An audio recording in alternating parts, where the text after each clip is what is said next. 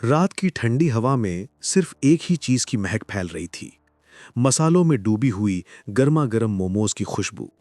लेकिन अजीब बात यह थी कि उस वीरान आधी टूटी सड़क पर ना कोई दुकान थी, ना कोई ठेला, ना कोई इंसान। फिर ये खुशबू कहाँ से आ रही थी? लोग कहते थे इस रास्ते पर रात के बाद मत निकलना, यहाँ कोई मोमोज नहीं बेचता, यहाँ सिर्फ मौत मिलती है। पर आज वो खुशबू बहुत तेज थी।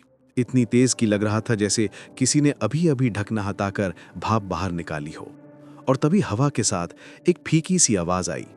गर्म, मसालेदार, मसालेदार मोमोज। कौन खाएगा? आवाज में कुछ था, मानो किसी और दुनिया से आती हुई, धीमी, सिहरन पैदा करने वाली।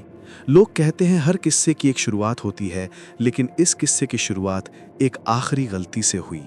एक लड़के की गलती जिसने उस आवाज को असली समझ लिया। उसका नाम था आरफ। उस रात उसने पीछे मुड़कर देखा और उसी पल उसकी जिंदगी बदल गई। क्योंकि सड़क के कोने पर उसे एक औरत दिखाई दी, जैसे धुंध से बनी हो। लाल आंखें, काले बाल और हाथ में एक बांस की टोकरी जिनसे धुआं निकल रहा था, मोमोज का धुआं। और उसकी मुस्कान मानो किसी ने होंठ सिलकर ऊपर खींच दिए हों। लेकिन डरावनी चीज ये नहीं थी। डरावनी चीज ये थी कि वो औरत जमीन पर खड़ी नहीं थी। उसके पैर जमीन से 2 इंच ऊपर तैर रहे थे। आरव उस रात सिर्फ भूखा था, पर भूख कभी कभी इंसान से उसकी अक्ल छीन लेती है। और असली खेल तो अभी शुरू हुआ था। आरव ने डर और हैरानी के बीच अपनी आंखें मटकाईं, जैसे वो यकीन ही नहीं कर पा रहा हो कि सामने जो खड़ी है वो इंसान है भी या नहीं। पर मोमोज की खुशबू उसकी भूख को कुतर रही थी। चुड़ैल ने अपनी सिलाई सी मुस्कान को और चौड़ा किया और धीमे से बोली, भूखे हो ना? ले लो, बस एक ही तो खाना है। उसकी आवाज में ऐसा कुछ था जो सीधे कानों में नहीं, दिमाग में उतर रहा था। आरव ने कांपते हाथ से टोकरी की ओर देखा। अंदर गर्म भाप से भरे मोमोज सजे हुए थे, पर उन मोमोज पर उसे एक सेकंड के लिए लगा कि जैसे कोई नसें, कोई धड़कन, कोई हलचल दिखाई दी हो, जैसे वो जिंदा हो। उसने पलक झपकाई और दृश्य गायब। क्या?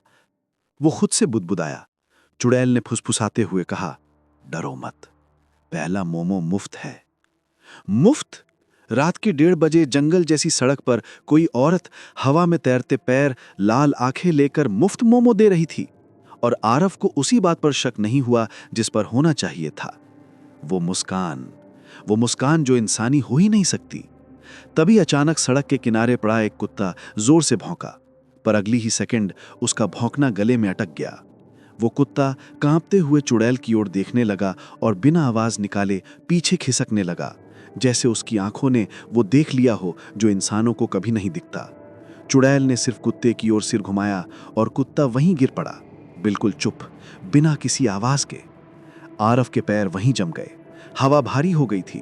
चुड़ैल फिर उसकी ओर मुड़ी। उसकी लाल आंखें अब और चमकने लगी थीं। लो, खा लो।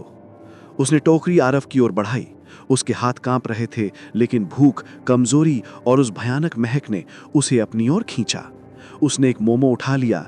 जैसे ही मोमो उसकी उंगलियों से छूकर भीतर आया, उसे महसूस हुआ ये गर्म नहीं था, ये धड़क रहा था। आरव का पूरा शरीर सिहर गया। उसने मोमो दूर फेंकने की कोशिश की, पर मोमो उसकी उंगलियों से चिपक गया, जैसे जिंदा हो। चुड़ैल की आवाज उसके पीछे फूटी, खा लो। मोमो अचानक फटकर खुला और अंदर से कुछ हिलता हुआ बाहर आया। आरव ने चीख मारने की कोशिश की, पर चुड़ैल का हाथ उसके मुंह पर आ गया, बर्फ जैसा ठंडा और उतना ही भारी। वो बोली, अब तुम मेरे हो गए, मेरे मसालेदार बच्चे। और अगले ही पल सड़क पर कोई आवाज नहीं थी, बस मोमोज की खुशबू जो अब खून के गर्मपन जैसी लग रही थी। जब आरव ने दोबारा आंखें खोली तो उसने खुद को किसी अंधेरी गीली जगह में पड़ा हुआ पाया। उसकी सांसें भारी थीं, दिल तेजी से धड़क रहा था और पूरे शरीर में अजीब सी झंझनाहट फैल रही थी, मानो उसकी नसों में खून नहीं, कोई गर्म गांठ बह रही हो। उसने जैसे तैसे उठकर चारों तरफ देखा। ये कोई साधारण जगह नहीं थी, ये एक भूमिगत रसोई जैसी लग रही थी, पर पूरी जगह काले धुएं से दागी हुई थी। दीवारें तड़की हुई, ऊपर से बूंदें टपकती और बीच में रखा एक बड़ा लोहे का स्टीमर जिससे निकल रही भाप में खून की हल्की सी गंध थी। उस स्टीमर के पास ही खड़ी थी वही चुड़ैल, धीमे धीमे अपने लंबे काले बालों को सुलझाते हुए। पर हर बार जब वो हाथ फेरती उसके बालों से कुछ टपकता, काला, डार्क, चिपचिपा, और जमीन पर गिरते ही धू धू करके धुआं बन जाता। आरव ने डर कर पीछे हटना चाहा, पर तभी उसे महसूस हुआ कि उसके हाथ पीछे किसी चीज से बंधे हुए थे। उसने हाथ झटके पर रस्सी नहीं थी। उसके हाथ किसी चिपचिपे गर्म आटे जैसे पदार्थ में धसे हुए थे जो उसे अपनी ओर खींच रहा था। चुड़ैल बिना पीछे मुड़े बोली, उठ गए? अच्छा है, मसाला पूरी तरह तुम्हारी नसों में घुल चुका है। आरव की सांसें अटक गईं। क्या चाहती हो तुम? उसकी आवाज कमजोर थी, टूटती हुई। चुड़ैल धीरे धीरे उसकी ओर मुड़ी। उसकी आंखों में अब सिर्फ लाल नहीं, एक गहरी भयानक भूख तैर रही थी। मैं कुछ नहीं चाहती। तुम्हारी तरह बहुत से आते हैं, भूख उन्हें यहाँ खींच लाती है और मैं उनकी भूख पूरी करती हूँ। वो पास आई, उसका चेहरा आरव के बिल्कुल सामने। उसकी सांस की गंध ऐसी थी जैसे जले हुए मांस और कच्चे मसालों का मिश्रण हो। लेकिन बदले में चुड़ैल ने अपनी उंगलियां उसके गाल पर फेरी। उंगलियां बर्फ जैसी ठंडी थीं और उतनी ही भारी। वो बोली, तुम खास हो आरव, बाकी लोगों की तरह कमजोर नहीं, इसलिए तुम सिर्फ भराव नहीं बनोगे। उसने उसके माथे पर हाथ रखा और आरव को महसूस हुआ जैसे आग उसके दिमाग में घुस रही हो। तुम मेरे नए मसालेदार बच्चे बनोगे, मेरी मदद करोगे और लोगों को वही खुशबू देते रहोगे जो उन्हें मौत की तरफ खींचती है। आरव ने पूरी ताकत से हाथ छुड़ाने की कोशिश की। चिपचिपा आटा उसके हाथों को खींच रहा था, पर आरव ने दांत भींच लिए। वो चीखा, संघर्ष किया और एक जोरदार झटके में उसका एक हाथ उस आटे जैसे जीभ से निकल आया। उसका हाथ खून से लाल था, पर वो सिर्फ एक बात सोच रहा था, रिया को बचाना है। चुड़ैल रिया को उठाकर दीवार की ओर फेंकने ही वाली थी, तभी रिया ने आखिरी ताकत लगाकर लॉकेट को चुड़ैल के पीठ पर दे मारा। रोशनी फूट पड़ी। चुड़ैल दर्द से तड़प उठी। उसके बाल धुआं बनने लगे, त्वचा फटने लगी। वो जमीन पर गिरकर छटपटाने लगी, नहीं नहीं, मेरा रसोई घर, मेरी आत्माएं, मेरे मोमोज। अगले ही पल सारा शरीर धुएं में बदलकर हवा में घुल गया।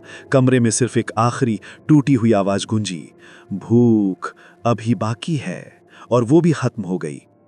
कमरे में सन्नाटा छा गया। स्टीमर खुद ब खुद गिरकर टूट गया। लाल भाप हवा में गायब हो गई। आरव और रिया भारी सांसें लेते हुए एक दूसरे से टिक गए। रिया फुसफुसाई, आरव अब चलो, इससे पहले कि ये जगह खुद ही हमारे ऊपर गिर पड़े। ऊपर की सीढ़ियों से मिट्टी गिरने लगी थी। चुड़ैल के मरते ही जगह कमजोर हो चुकी थी। आरव ने रिया को पकड़ा और दोनों लड़खड़ाते हुए ऊपर भागने लगे। उनके पीछे दीवारें गिरने लगी थीं। धुआं कमरे में फैलने लगा था। उन्होंने आखिरी छलांग लगाई और दोनों बाहर जमीन पर आ गिरे। भूमिगत रसोई के ऊपर की जमीन धंस गई और वो जगह हमेशा के लिए मिट्टी में दब गई। बाहर रात की हवा थी, लेकिन उस हवा में अब मोमोज की खुशबू नहीं थी, सिर्फ मिट्टी और आज़ादी की महक थी। रिया रो पड़ी। आरव भी खुद को रोक नहीं पाया। वो दोनों मिट्टी से लथपथ, दर्द से भरे हुए, लेकिन जिंदा थे। आरव की नसों में अब भी कुछ जल रहा था, कुछ जो चुड़ैल पीछे छोड़ गई थी। एक मसाला, एक शराब जो शायद अब तक जिंदा था। रिया ने कांपते हुए हाथ बढ़ाया और आरव ने आखिरी बार उसकी आंखों में देखा। उसके भीतर इंसानियत की एक छोटी लौ फिर जली। उन्होंने दोनों अपनी ताकत से उस आखिरी डरावनी छाया को दूर भगाया। महीनों बाद शहर में एक नया मोमोज शॉप खुला, जिसका नाम था स्पाइसी मेमोरीज। आरव और रिया, लोग वहां लाइन लगा कर आते और हर रात दुकान के बाहर हल्की सी ठंडी हवा गुजरती, जो रिमाइंडिंग करती कि कभी यहीं पर एक चुड़ैल का श्राप खत्म हुआ था और प्यार जीत गया था।